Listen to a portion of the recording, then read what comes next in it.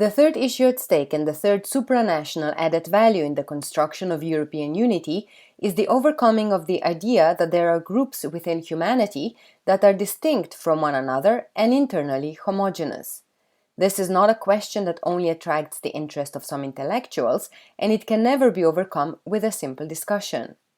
Because this idea is rooted in our heads because of specific facts related to power that confirm it every day. If we are convinced that nation-states are the legitimate bearers of the entire sovereignty of each of us citizens, it is because we believe it is right and legitimate that every group of people is self-determined by their own state.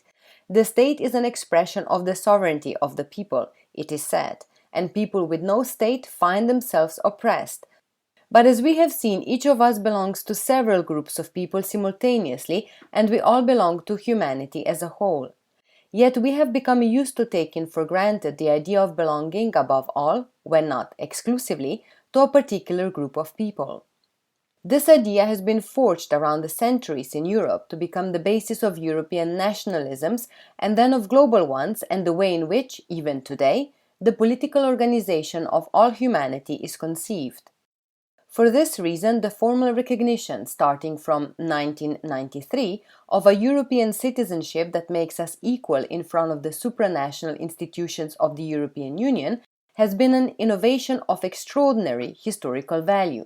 And for this reason, the conception of this citizenship as not autonomous, but derived from the national citizenship of a member state, is the sign that the idea of exclusive identities remains nevertheless prevalent in our continent. But as we have seen, it is a completely absurd idea. Even a political organization founded on democracy and the exercise of sovereignty on several levels, since it focuses on territorial affiliations, can express only in a largely imperfect way the plurality of the identity of each and every one of us. Each individual has a personal story and a set of characteristics that unites them and distinguishes them from different groups of other individuals in a multitude of different ways, which even change over time. And in the globalized world we live, with fast travel and digital technologies, more and more people have relationships with other individuals who are spread across different areas of the planet.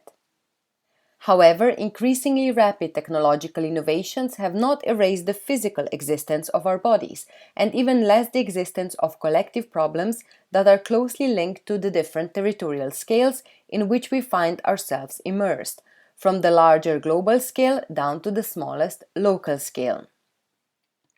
From the ability to manage those problems and to guarantee common goods inevitably derives also the greater or smaller freedom of each of us to express ourselves and also act out the other layers of identity to which we belong.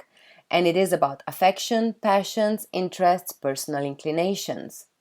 The creation of a society founded on the idea of inclusive identities and citizenship, not only on a territorial level, depends on overcoming the legal and political order based on the ideology of exclusive territorial identities. This is the third issue at stake in the construction of European unity, because this is the distinctive character of the emerging European identity.